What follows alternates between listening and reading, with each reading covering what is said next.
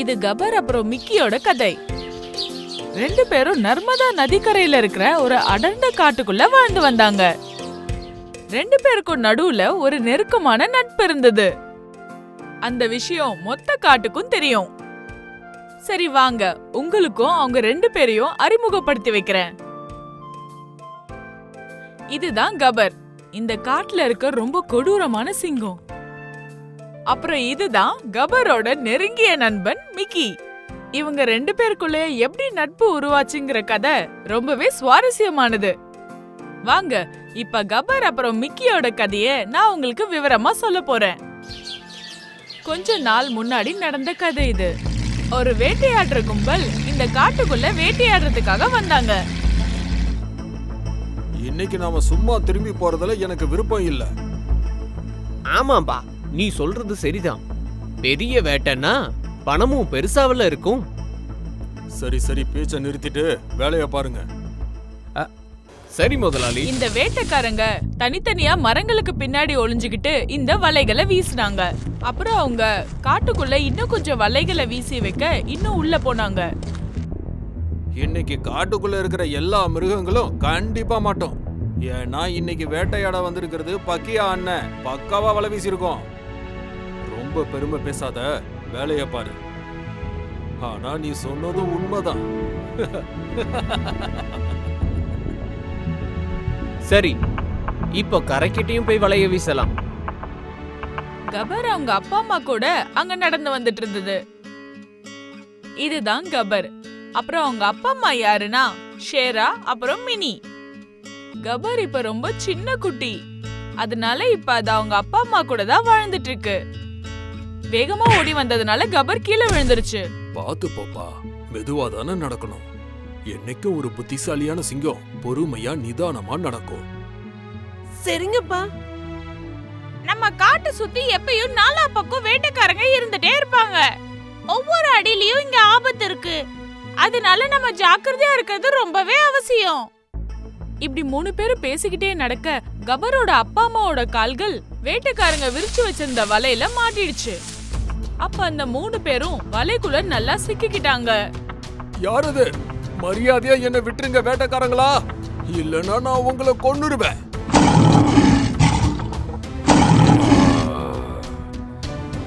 காப்பாத்துங்க, எங்களை யாராச்சும் காப்பாத்துங்க.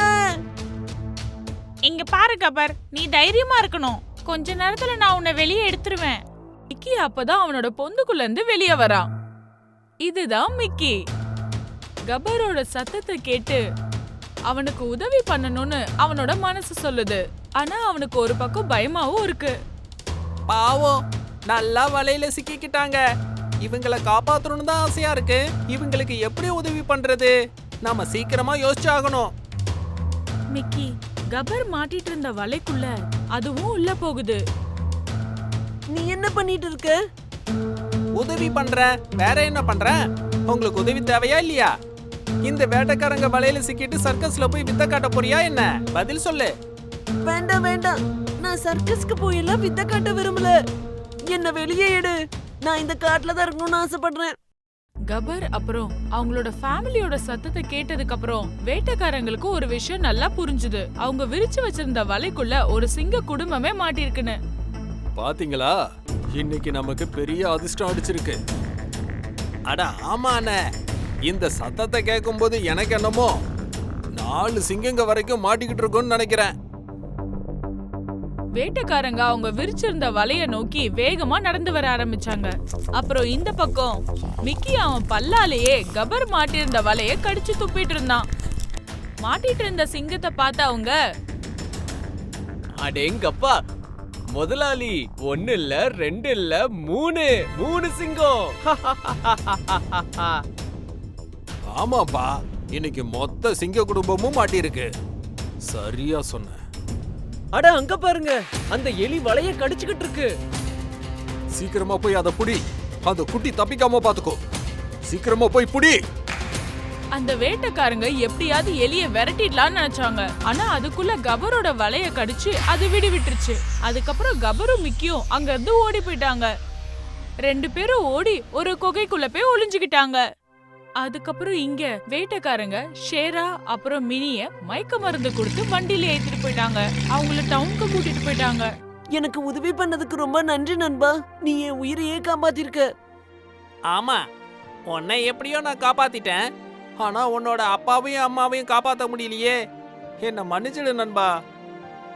ஆமா, எங்க அம்மா அப்பாவை என்னால எப்படி மறக்க முடியும்? இனிமே என்னோட நிலைமை என்னாகும்? எனக்கு இந்த காட்டுக்குள்ள யாரையும் தெரியாது. நான் எங்க போய் வாழ்வேன்? யாரு கூட வாழ்வேன்? ஒண்ணுமே புரியல. இங்க பாருப்பா, எதுக்காக நீ கவலைப்படுற? அதான் நான் இருக்கேன்ல. இந்த காட்டுல ஒவ்வொரு மூலையும் எனக்கு தெரியும். அப்புறம் நீ வாழ்றதுக்கு இந்த குகை கூட நல்லா ஏத்த இடம்தான். இனிமேல் நாம இங்கேயே தங்கிக்கலாம். இனிமேல் நீ தனியாலாம் இல்ல. உண்மைதான். உண்மையிலுமே நீ பெரிய புத்திசாலிதான். ஆனா நீ பாத்துக்கிட்டே இரு. இந்த வேட்டைக்காரங்களை சும்மா விட மாட்டேன். ஆமா ஆமா, விடக்கூடாது. ஆனா அதுக்கு முன்னாடி அவங்கள பிடிக்கணும்ல, அப்பதானே விட முடியாது. வாழ்க்கை ஒரு போர்க்காலம், வாழ்ந்து தானே காட்டணும். இப்படிதான் கபர் அப்புறம் மிக்கிக்கு நட்பு ஆரம்பமாச்சு. அதுக்கப்புறம் இவங்க 2 பேரும் ஒன்னா சேர்ந்து வாழ ஆரம்பிச்சாங்க. காலங்கள் போக போக கபர் பெரியவனாயிட்டான். பயந்து போயிருந்த கபரை பார்த்து இப்ப மொத்த காடும் பயப்படுது. அப்புறம் மிக்கி இத முழுசா பயன்படுத்திக்கிட்டான். அப்புறம் இதனால கபர் அப்புறம் மிக்கியோட ஃப்ரெண்ட்ஷிப்பை பார்த்து காட்டுல இருக்க மிருகங்கள்லாம் பொறாமப்பட்டுச்சு. இந்த மிக்கியை ஏதாச்சும் பண்ணணுமாயா? ஆமா, நீங்க சொல்றது ரொம்பவே சரிதான். கபர் இருக்காங்கிற தைரியத்துல இந்த மிக்கி ரொம்ப ஓவரா பண்றான். தனியா மாட்டினான்னு வைங்க, அவன் கதையை நம்ம முடிச்சிடலாம். ஆமா, சரியா சொன்னேன். கபருக்கும் இவனுக்கும் இருக்கிற ஃப்ரெண்ட்ஷிப்பை நான் உடைக்கிறேன். அவங்கள எதிரியாக்கி காட்டுறேன். ஜாலியா இருக்கும்ல? இப்ப அந்த கெட்ட நரி மிக்கி அப்புறம் கபரோட ஃப்ரெண்ட்ஷிப்பை உடைக்க முயற்சி பண்ணுச்சு. ஒரு நாள் கபர் மிக்கிய சாப்பிடுறதுக்காக கூப்பிட்டுட்டு இருந்தான். மிக்கி, இங்க வா, வந்து சாப்பிடு நண்பா. அந்த கெட்ட நரி மிக்கி மாதிரியே பேசுச்சு. எனக்கு அந்த சாப்பாடு வேண்டாம், நீயே சாப்பிடு. இத கேட்டதும் கபருக்கு ரொம்ப வினோதமா இருந்தது. அதுக்கு ரொம்ப வருத்தமாவும் இருந்தது. மிக்கி இதுக்கு முன்னாடி என்கிட்ட இப்படி பேசினதே இல்ல. என்னமோ அவன் என் மேல கோவமா இருக்கான் போல. அடுத்த நாள் மிக்கிக்கு சாப்பிடுறதுக்கு ஒரு பாக்கெட் கிடைச்சது. அடேங்க அப்பா, இன்னைக்கு நல்ல விருந்துதான். நல்லா சாப்பிடணும். நான் போய் கபரை கூட்டிட்டு வரேன். கபர், கபர் எங்க இருக்க? வந்து இந்த சாப்பாடு சாப்பிடு. சூப்பரான சாப்பாடு கிடைச்சிருக்கு. அந்த கெட்ட நரி இன்னிக்கும் அங்க ஒளிஞ்சு நின்னுட்டு இருந்தது. அப்புறம் இன்னைக்கு அது நேத்து பேசின மாதிரியே கரெக்டா கபரோட வாய்ஸ்ல பேசுச்சு. எனக்கு சாப்பாடு வேண்டாம், நீயே சாப்பிடு முட்டாள் மிக்கி. இது கபரோட குரல் தான். ஆனா அவன் என்கிட்ட இப்படி பேச மாட்டானே. இப்பவே நேர்ல பார்த்து அவன் கிட்ட கேக்குறேன். மிக்கி கபர் இருந்த குகைக்குள்ள போச்சு. உனக்கு என்னாச்சு? ஏன் என் கூட சாப்பிட வரல? என் மேல கோவமா? என்ன நீ என்னப்பா சொல்ற? சொல்லு, நீ ஏன் என் மேல கோவமா இருக்க? நான் உன்னை சாப்பிடுறதுக்காக தானே கூப்பிட்டேன். ஆனா அதுக்கு எதுக்காக நீ கோவப்படுற? ஓஹோ, இப்ப பழிய என் மேல போடுறியா? அப்படின்னா 2 பேரும் நடந்த விஷயங்களை மொத்தமா பேசி முடிச்சதுக்கு அப்புறம் தான் கபருக்கும் மிக்கிக்கும் நடந்த விஷயங்கள் எல்லாமே புரிஞ்சுது. யாரோ ஒருத்தர் இவங்க நட்பை கலைக்கணும்னு வேலை பாக்குறாங்கங்கிறது புரிஞ்சுது. 2 பேரும் இந்த விஷயத்த பத்தி பேசிட்டு இருந்த அதே நேரத்துல யாரோ ஒருத்தர் அங்க இருந்து நடந்து போற சத்தத்தை கேட்டாங்க. மிக்கி, உனக்கு கேட்டுச்சா? யாரோ நம்ம பேசுற எல்லாத்தையுமே ஒட்டு கேக்குறாங்க. சரி, இங்க வா, அவனை எப்படியாவது கண்டுபிடிக்கலாம். அந்த கெட்ட நரி அங்க இருந்து வேகமா ஓடி புதர் பின்னாடி ஒளிறத அவங்க பார்த்தாங்க. அட, இது அந்த கெட்ட நரி தானே? ஓ, நீங்க தானா? சொல்லுங்க கபர், இவரை நீங்க அடிச்சு சாப்பிட போறீங்களா இல்ல மன்னிக்க போறீங்களா? நான் அடிச்சு சாப்பிட போறேன். இங்க பாரு, நீ ஒளிஞ்சிருக்கிறது எனக்கு தெரியும். முதல்ல இங்க வா. இப்ப நீ வெளியே வரலன்னா நான் அந்த புதருக்குள்ள வர வேண்டியதா இருக்கும். அதுக்கப்புறம் உன் சதையும் எலும்பையும் நான் தனித்தனியா பிரிச்சு எடுத்துருவேன்.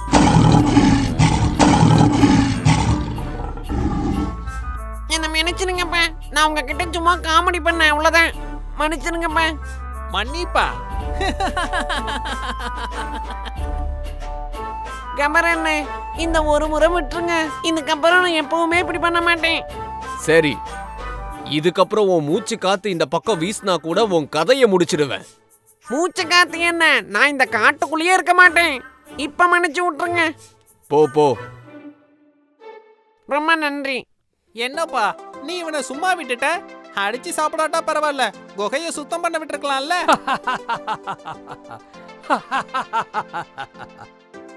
இப்ப கபருக்கும் மிக்கிக்கும் நடுவுல எந்த பிரச்சனையும் இல்ல. அப்புறம் காட்டுல இருக்க மத்த விலங்குகளோட ரொம்ப சந்தோஷமா வாழ்ந்தாங்க. அப்புறம் அவங்க 2 பேரோட நட்புக்குள்ள சின்ன விரிசல் கூட கிடையாது. இந்த நண்பர்களோட கதை உங்களுக்கு பிடிச்சிருக்கா? பிடிச்சிருந்தா கண்டிப்பா சொல்லுங்க. அப்புறம் கபர் மிக்கியோட கதைய லைக் பண்ண மறந்துடாதீங்க. இதே மாதிரி இன்னும் சுவாரஸ்யமான கதைகளை கேட்கறதுக்கு நம்ம சேனலை சப்ஸ்கிரைப் பண்ணிக்கோங்க. சரி நண்பர்களே, நம்ம இன்னொரு கதையோட மறுபடியும் சந்திப்போம். சுந்தரவனத்துல கப்பர் அப்புறம் மிக்கியோட சர்ச்சை ஓடிக்கிட்டே இருந்துச்சு. எல்லாருமே இந்த நட்பை பத்தியே பேசிக்கிட்டு இருந்தாங்க. ஆனா இந்த விஷயம் கிளேனா நரிக்கு பிடிக்கவே இல்ல. அது எப்பவும் கப்பர் அப்புறம் மிக்கியோட நட்பை உடைக்கிறதுலயே குறியா இருந்துச்சு. ஒரு நாள் கப்பர் அப்புறம் விக்கி காட்டுக்குள்ள நடந்து போய்கிட்டு இருந்தாங்க. அந்த நேரத்துல 2 குரங்குகள் ஒரு வாழைப்பழத்துக்காக சண்டை போட்டுக்கிட்டு இருந்துச்சுங்க. இந்த வாழைப்பழம் எனக்கு தான் சொந்தம், ஏன்னா இத முதல்ல நான் தான் பார்த்தேன்.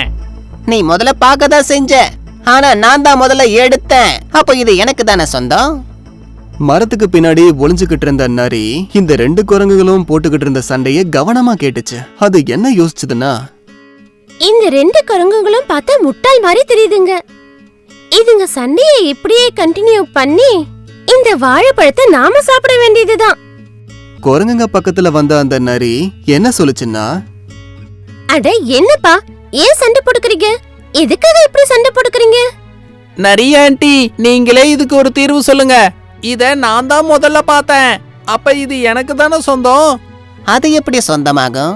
இங்க பாருங்க ஆண்டி, இந்த வாழைப்பழத்தை முதல்ல எடுத்தது நான் தான். நீங்களே நியாயத்தை சொல்லுங்க, இது எனக்கு தானே சொந்தம்.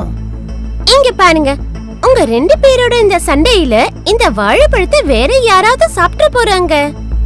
அப்படின்னா நாங்க என்ன பண்றது ஆண்டி? நான் உங்களுக்கு ஒரு தீர்வு சொல்றேன், சொல்லுங்க. உங்களுக்கு ஓகே தானே? சரி, நீங்க என்ன சொன்னாலும் அதுக்கு நாங்க ஒத்துக்கிறோம். சரி, நான் என்ன தீர்ப்பு சொல்றேன்னா, இந்த வாழைப்பழத்தை நீங்க 2 பேரும் சமமா பாதி பாதியா பிரிச்சுக்குங்கன்னு சொல்றேன். இப்படி சொல்லிட்டு அந்த நரி வாழைப்பழத்தை வாங்கி பங்கிட்டுச்சு. இப்ப அந்த வாழைப்பழம் 2 துண்டா ஆயிடுச்சு. ஆனா ஒரு துண்டு மட்டும் பெருசா இருந்துச்சு. இங்க பாருங்க, 2 பேருக்கும் சமமான பங்கு கிடைக்கணும்ல. ஆனா இந்த துண்டு மட்டும் கொஞ்சம் பெருசா இருக்கு. அதனால இதுல இன்னும் கொஞ்சம் பிச்சிட்டா சரியாயிடும். வாழைப்பழத்தோட 2 துண்டுகளையும் சமன்படுத்துறன்ற பேர்ல அந்த பெரிய துண்டுல இருந்து இன்னொரு துண்டை உருவாக்குச்சு. இங்க பாருங்க, நீங்க 2 பேரும் சொன்னீங்கல்ல, நீங்க என்ன தீர்ப்பு சொன்னாலும் அத ஒத்துக்கறேன்னு சொல்லிருந்தீங்கல்ல. ஆமா ஆமா, நாங்க இதுக்கு ஒத்துக்கிறோம். சரி, இப்ப இந்த மிச்ச மீதி துண்ட நான் சாப்பிட்டுக்கிறேன். இப்ப இந்த 2 துண்டையும் சமன்படுத்தி நான் உங்களுக்கு கொடுக்கறேன். மறுபடியும் அந்த நரி அந்த 2 துண்டையும் வச்சு பார்க்கும்போது இன்னொரு துண்டு பெருசா தெரிஞ்சது. இப்ப அந்த நரி பெரிய துண்டுல இருந்து ஒரு துண்டை எடுத்து வச்சுக்கிச்சு. இப்படியே சமன்படுத்தி தரேன்னு சொல்லி நரி எல்லா துண்டுகளையும் தன் வசமாக்கிக்கிச்சு. 2 குரங்குகளும் வேடிக்கை மட்டும்தான் பார்த்துச்சு. ஆனா அந்த நரி என்னன்னா எல்லாத்தையும் சாப்பிட்டுட்டு கிளம்பிடுச்சு. உனக்கு புரிஞ்சதா? ஆமா, 2 பேரோட சண்டை 3வது ஆளுக்கு சாதகமா போச்சு. நாம இனிமேல் சண்டையே போடக்கூடாது. ஆமா, நாம இனிமே ஒத்துமையா சாப்பிடணும். அதெல்லாம் சரிதான், ஆனா இப்ப அந்த நரிய என்ன பண்றது? இந்த விஷயத்த போய் கபர் அப்புறம் மிக்கி கிட்ட சொல்லலாம். அப்புறம் 2 குரங்குகளும் கபர் அப்புறம் மிக்கி கிட்ட எல்லா விஷயத்தையும் போய் சொல்லுதுங்க. மிக்கி, அந்த நரி இவங்க 2 பேரையும் முட்டாளாக்கிடுச்சு பாத்தியா? இப்ப அந்த நரிய நாம என்ன பண்றதுன்னு நீயே சொல்லு மிக்கி. வேற என்ன பண்றது? மிக்கியோட புத்திசாலித்தனத்தையும் கபரோட பலத்தையும் அது கிட்ட காமிக்க வேண்டியதான். அந்த நரிக்கு பாடம் கத்து கொடுக்கறதுக்கு என்னோட மண்டைக்குள்ள ஒரு புது யோசனை வந்திருக்கு. மிக்கி கபரோட காதுல போய் ஏதோ சொல்லுச்சு.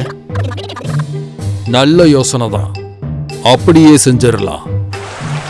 அடுத்த நாள் ஆத்தங்கரையில தண்ணி குடிக்கிறதுக்காக நரி போயிருந்தப்ப ஒரு அழகான சிகப்பு பைக்குள்ள தங்கக்கட்டி போல ஏதோ ஒண்ணு இருந்துச்சு.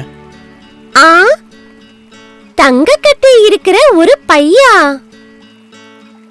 ஆசையா அந்த பைய நரியார் கையில எடுத்ததுமே அங்கிருந்து ஒரு குரல் கேட்டுச்சு. நில்லுங்க, இந்த தங்க கட்டி இருக்கிற பை எங்களோடது. ஏன்னா இத உங்களுக்கு முன்னாடி அந்த மரத்து மேல நாங்க தான் பார்த்தோம். நாங்க அந்த பைய எடுக்கிறதுக்காக இங்க வந்தோம், அதுக்குள்ள நீங்க எடுத்துட்டீங்க. இத நாங்க தானே முதல்ல பார்த்தோம், ஆனா நீங்க ஏன் எடுத்துட்டீங்க? இப்ப நீங்களே சொல்லுங்க, இந்த பை மேல உங்களுக்கு உரிமை இருக்கா இல்ல எங்களுக்கா? இதுக்கான தீர்ப்பை யார் சொல்றது? அதே நேரம் அங்க கபரும் மிக்கியும் வராங்க. இதுக்கான தீர்ப்பை சொல்ல போறது நம்ம சிங்கம், அதாவது நம்ம கபர் தான். எனக்கு இப்போ ஒரு தராசு வேணும். கபர் அந்த பையில இருந்த நகைகளை எடுத்து தராசுல வச்சாரு. நரியால இப்ப எதுவுமே பேச முடியல. தராசோட 2 பக்கத்துலயும் தங்கம் வைக்கப்பட்டிருந்துச்சு. எந்த பக்கமா தராசு கீழே இறங்குச்சோ அந்த தட்டுல இருந்து கொஞ்சம் தங்கத்தை எடுத்து தன் பக்கமா வச்சுக்கிச்சு. மறுபடியும் தங்கத்தை எடை போட்டுச்சு. எந்த பக்கத்துல தங்கம் அதிகமா இருந்துச்சோ அதுல கொஞ்சம் தங்கத்தை எடுத்து கபர் தன் பக்கமா வச்சுக்கிச்சு. இப்படி பண்ணி பண்ணி எல்லா தங்கமும் இப்போ கபர் பக்கத்துல வந்துருச்சு. இத பார்த்ததும் நரிக்கு நல்லாவே புரிஞ்சுது. அப்படியா? ஏன் திட்டத்தை என்கிட்டயே காட்டுறீங்களா? நான் உன்னை பாத்துக்கிறேன் சிங்கம். என்ன ஏமாத்துறதுக்கான பலனை சீக்கிரமா நீ அனுபவிக்க போற. இப்படி சொல்லிட்டு நரி அங்கிருந்து வேகமா கிளம்பி போயிடுச்சு. அடுத்த நாள் வேட்டைக்காரங்க காட்டுக்கு வராங்க. நரி வேட்டைக்காரங்க பக்கத்துல போய் என்ன சொல்லுச்சுன்னா, வேட்டைக்காரர்களுக்கு வாழ்த்துக்கள். அடேங்கப்பா, பாத்தீங்களா இந்த நரிய? தானா வந்து வேட்டைக்காரங்களுக்கு வாழ்த்து சொல்லி மாட்டுக்குச்சு பாத்தீங்களா? இத புடிங்க. என்ன பிடிக்கிறதுனால பெருசா உங்களுக்கு எந்த நல்லதும் நடக்காது. நான் உங்களுக்கு சிங்கத்தையே பிடிச்சு தரேன். அப்படியா? சிங்கத்தை எங்களுக்கு பிடிச்சு தரனால உனக்கு என்ன பலன்? பழி தீர்த்துக்குவேன்.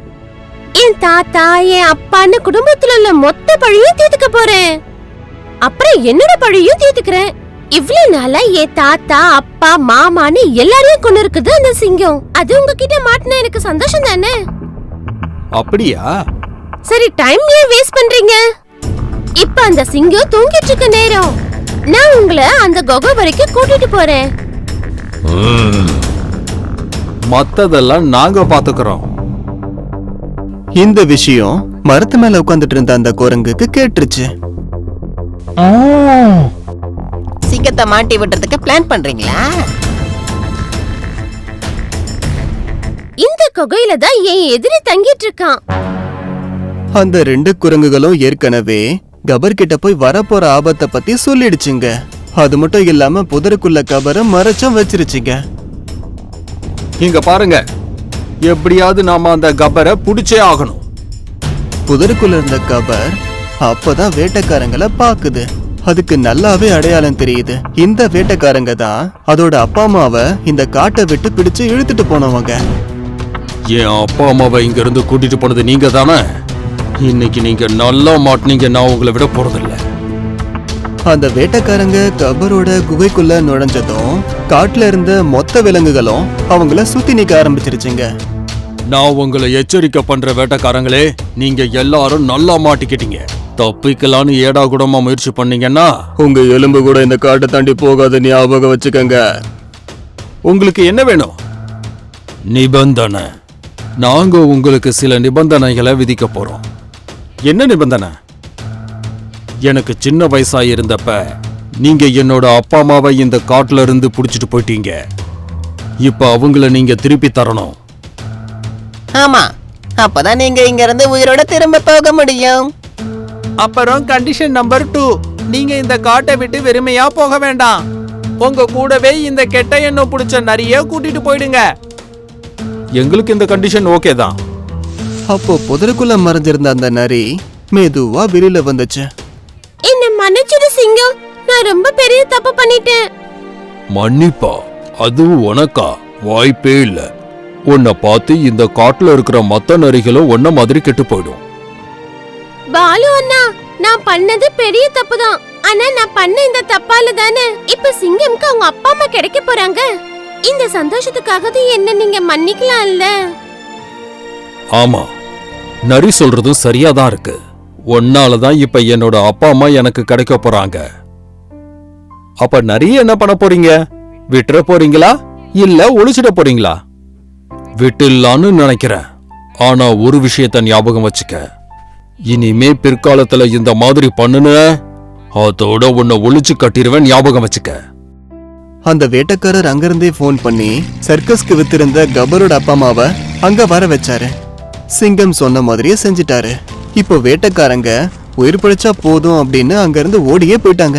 பல வருஷங்களுக்கு அப்புறம் கபர் தன்னோட அப்பா அம்மாவை சந்திச்ச சந்தோஷத்துல இருந்தது. காடு முழுக்க இப்போ மகிழ்ச்சியோட வெள்ளம்தான். உங்களுக்கு இந்த வீடியோ பிடிச்சிருந்தா மறக்காம எங்களோட சேனலை சப்ஸ்கிரைப் பண்ணுங்க. மறக்காம லைக்கும் ஷேரும் பண்ணுங்க. ரொம்ப நன்றி.